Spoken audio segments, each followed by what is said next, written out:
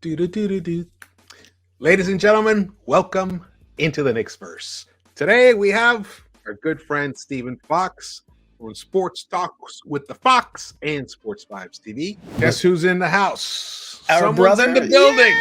Here he is. There he is. What's up?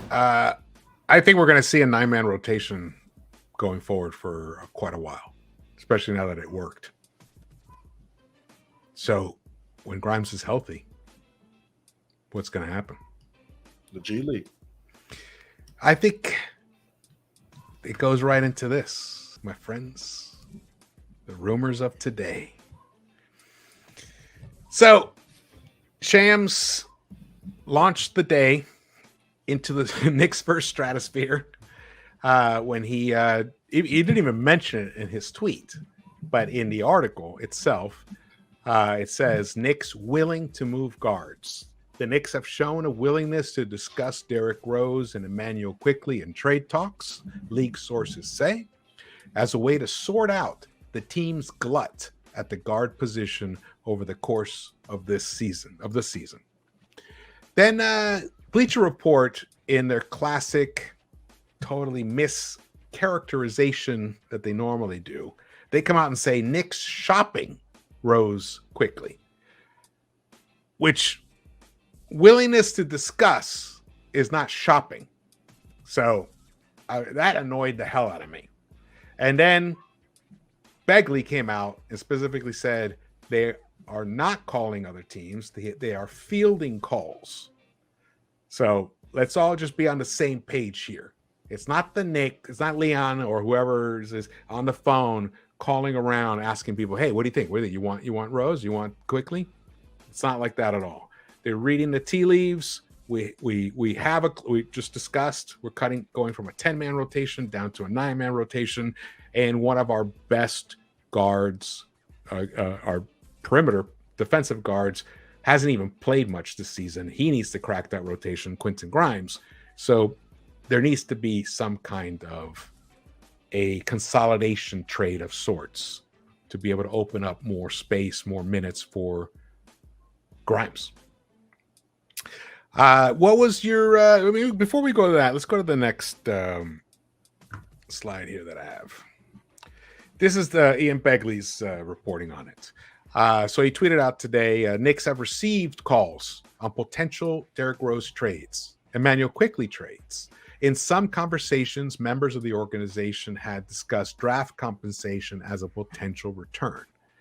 Some teams have had cursory trade conversations with members of the Knicks organization involving Derrick Rose, reports SNY's Ian Begley. Begley reported last week that the Knicks also have gotten calls on Immanuel Quickley. Per Begley, in some talks, the Knicks have sought draft compensation as part of the return.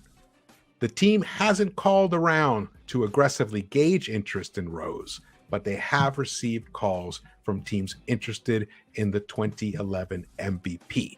Now, that was today's article from SNY that was written by someone else talking about Ian Begley's report. But this is the report in white is from last week that Begley put out. Calls on Quickley. The Knicks have gotten calls from teams about trades involving Immanuel Quickley per SNY sources. It's a bit early in the season. Teams don't typically discuss trades in earnest until December 15th, when most veteran free agents can be moved. But several teams have talked to the Knicks about potential trade of Quickley. It's logical to assume that the Knicks would be hesitant to move Quickley, a strong combo guard drafted by the club in 2020. But teams look at the Knicks roster and see a surplus of young players, potential rotation players. There aren't enough minutes for everyone. Some teams feel the Knicks will consider trading off at least one of the young players on their roster as the deadline approaches. Quickley and Obi are eligible for extensions in the offseason. Cam Reddish will be a restricted free agent. Okay, so there's the whole story. What do you guys think? Do you think what would you think would be a fair compensation for Derrick Rose? We'll approach him first. Quickly. Next.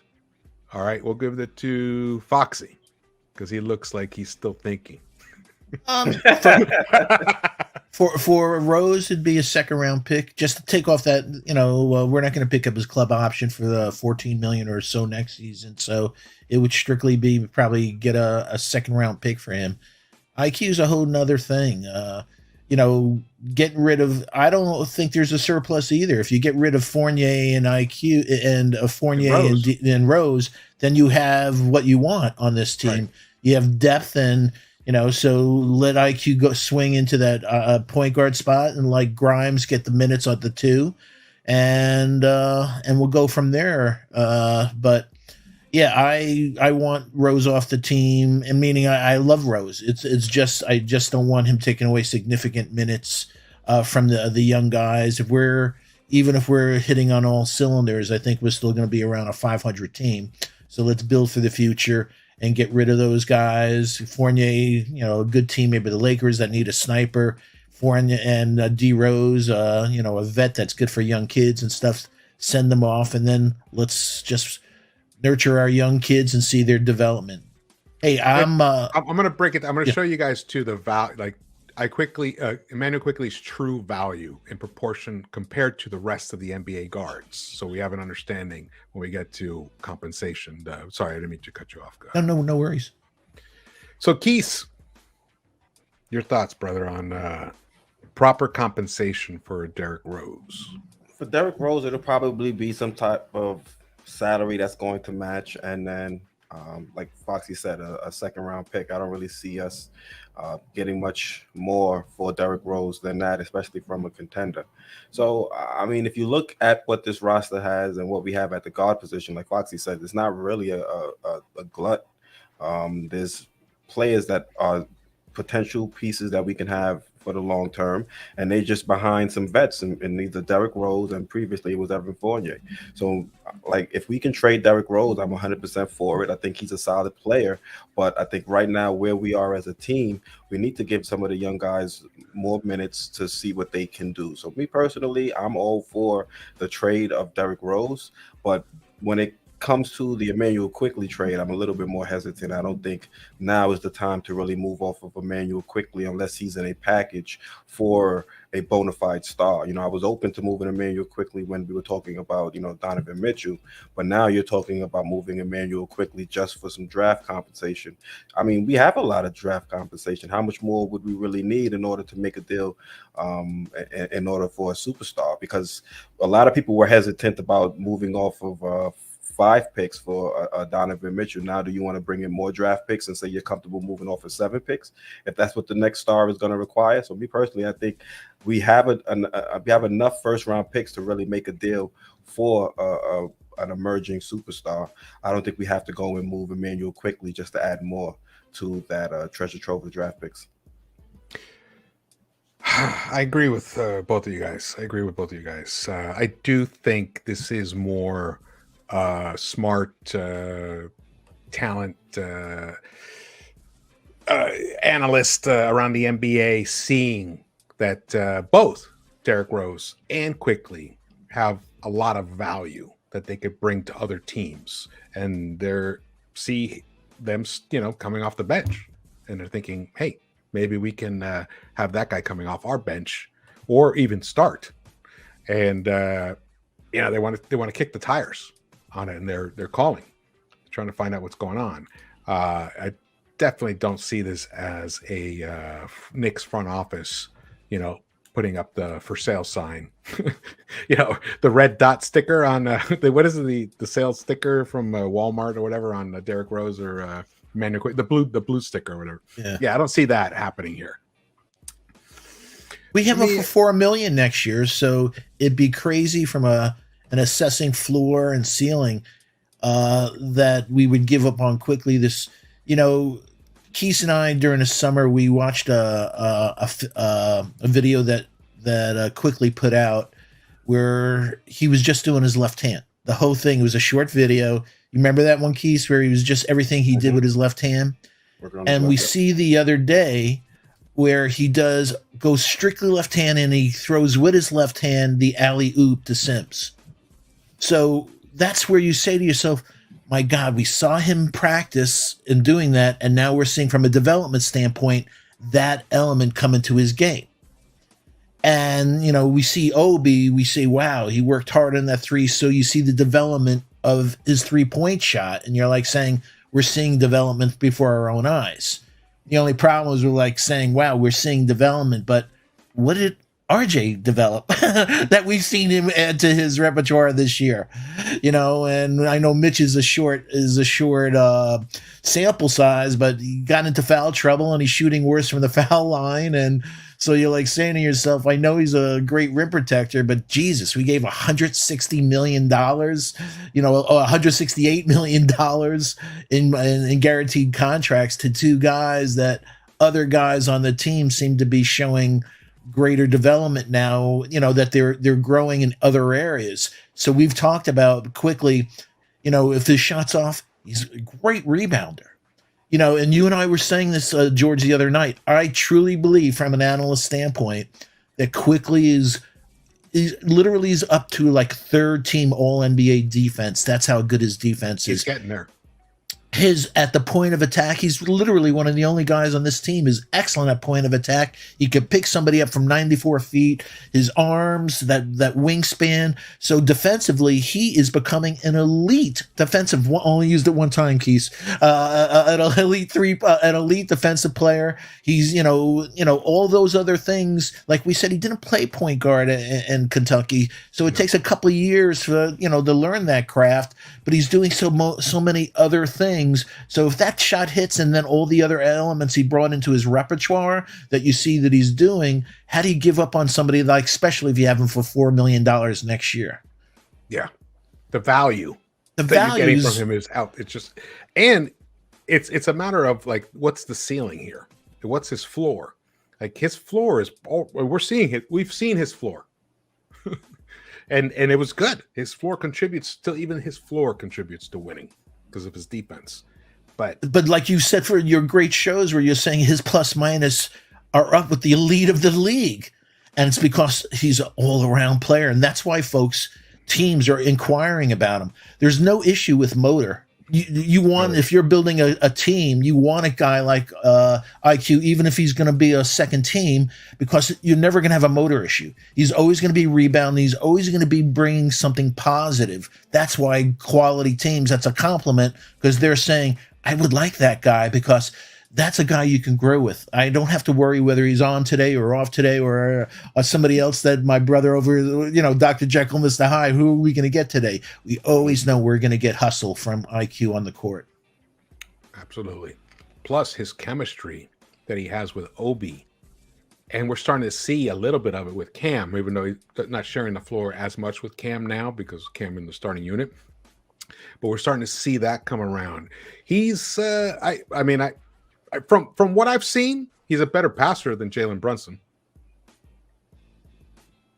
I think he sets up his teammates better than Jalen Brunson does. I don't know about that. I think he's an excellent passer in transition. It ain't much difference. It ain't much difference. I mean, name one amazing pass that you've seen from Jalen Brunson this year. I'll just say it like this: he's had. I see thousands. I see hundreds in my mind from IQ. I can't even think of one outstanding pass. He's made good passes, but whoa! I don't know that dunk that he did to Sims where he looked away. But also he's only played 14 games. 4 times a game. He's only had 14 games to learn the guys, Brunson, and he still has a 7-to-1 ratio, in his assists. IQ's had a couple of years to work with these guys, so he knows them a lot better. So I definitely think that, but both of them, what I love about both of them, they're just a low turnover, they're high IQ, low turnover players, and that's the mark of winning teams when you have guys like that don't make mistakes. Yeah, Quick might be more of a flashier passer than Jalen Brunson, but if you want to look at who's the better passer, why don't you compare the errant passes? How many errant passes have you seen from Jalen Brunson, and compare it to how many errant passes you've seen from Quickly? Brunson made 2 huge bad passes in that key game. What was it? The game against it was the Nets. Yep. He's made some terrible passes as well. You know, in that one game. But I mean, if you're talking about the entirety of the season, IQ has way more bad passes compared to Jalen. But because I would argue IQ is trying to help create opportunities for his teammates. That's what I'm trying to say. Like, to me, great passing creates opportunities that aren't necessarily there. It's not the easy, obvious pass where you dribble into the paint when you find the guy in the corner. I'm not talking about those kind of passes. I'm talking about the passes that really kind of flashing ones. Yeah, the flash. Well, they end up being flashy, but they don't have to be. They just have to be. They just create an opportunity that wasn't there, or he sees an opportunity before it even develops. I'm seeing that from him, and I'm really happy about that. I'm just putting it out there to say, like, it's not like the guy can pass. He's really developing into a pretty good playmaker right now. He's on that verge. He's great at passing for lobs, that's for sure. Ooh, his rhythm, how he hits guys in the flow, but with multiple players, which is beautiful. So whether it's Obi, whether it's Sims, he just knows how to find these guys from their dunker spot and stuff like that coming in. Hey, let's go. Gonna keep this thing going here. So this is from Cleaning the Glass. This is the team efficiency. This is the on-off numbers. Let me make this a little larger for everybody to see it here. Gonna hide us here. Okay. So you can see Quickley is by far our number one plus minus player because of his defense. Number two is Obi. You can see over there he's Quickley's a plus 14.8 in a 90th percentile, and that's compared to all combo guards and point guards. Obi's in the 80th percentile with a plus 10.3. Cam Reddish is right there, 68 percentile with a plus 6.4. And then Derrick Rose, he's still having a nice season, plus 4.2. And a lot of that is not necessarily because of the offense they bring, though Cam's offense is right up there. You can see he's in the 84th percentile in points per 100 possessions with a plus 8.7. He's been I love what he's done for the offense. But defensively, these guys are really bringing it. Let's show the next slide here. So this is Raptor. This is Raptor this season so far. This is every single point guard and shooting guard in the NBA. Brunson is 6th with a 2.0 wins above replacement. Immanuel Quickley is tied for 10th with Drew Holiday with a 1.6 wins above replacement. Those numbers increase as the season goes on. That's how wins above replacement works. But then just go in there and look at the overall Raptor scores. He's a plus 6.5. So he's better than Trey Jones, DeJounte Murray, better than Brunson. He's just a tick below Ja, 3 ticks above SGA, and then that's it. So he would be, if I had filtered it for the overall Raptor, he'd be 5th.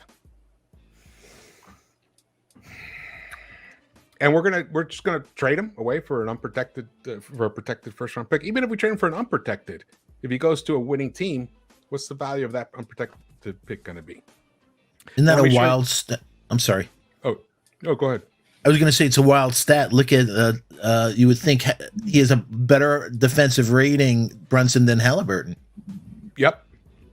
Yes, he does. Yes, he does. And he's got. And that's not with a Grimes next to him, and that's not with some, so that says a lot. It says a lot.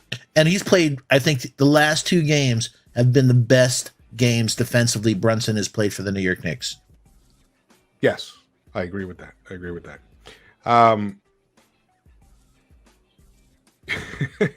We got a funny super chat going. But look at the names that are on here: Chris Paul, Dame Lillard, Harden, Mike Conley, De'Aaron Fox. I mean, these are the top guards in the game. And there's Immanuel Quickley. Trey Jones is the only other one that you're kind of like, like, can he keep that up? But look at the defensive Raptor score, the overall defensive Raptor score. It's the one in right here, the third column from the right. Plus 5.6. That would make Quickley number 1 in the entire NBA defensively. And we're going to give that guy up? Hey, you and I were saying the other night, he's third team All NBA defense. Our eyes are telling us he is at that level and soaring. Who knows what he could be even further, man. This is last season. Sorry, Yeah. This is last season. So to show how he's trending. So this is last season, which was a great season for him in terms of his defensive contributions and his overall Raptor scores. And this is this season. So he's climbing up. He climbed 10 spots. Last season, he was 20th overall, right behind Donovan Mitchell with a 6.0 wins above replacement. So if we trade him away, we're technically going to be trading away 6 wins above a replacement. Yeah. If we just get him for something else, for just anything. So the front office has to tread lightly, in my opinion, when it comes to what to do with Immanuel Quickley. Sorry, I went to the wrong one. There you go. The next one I wanted to show you guys is how he's doing right now. Here you go. So this is our guys, D Rose and Quick. In the past 4 games, because we were worried, hey, if Quickley can just start getting the 40% from the 3-point line. Well, he's there now. He's at 40% from the 3-point line the past 4 games. Obi Toppin's at 42.1, and D Rose is leading the way with 42.9. But he's only on about 1.8 3-point attempts, and Obi's at almost 5, and Quickley's almost at 4. So some decent volume there. So we're getting some really good production, which that just shows why they're getting these calls, right? They're not going to call about Evan Fournier. That's for sure. What are we going to do with Evan Fournier? That's what we should be talking about. I don't know why we're talking about trading Immanuel Quickley. He's one of the players that needs to stay. You got that shit right. Got it right, man. Seriously. This is the one that really is incredibly interesting. So 538, they do their Raptor projections. They have Immanuel Quickley projected in the category of future All-Star. He is the only one of our young core who is projected to be an All-Star with a market value of 140 million, and he's only 23 years old. Quick better hire whoever runs this as his agent. That's for sure. George, if you keep at it, you might join the team as well. I know. Oh man. All right. Peace, love. Let's hope for a victory, and we will see you around the Knicks-Verse. 2, 3,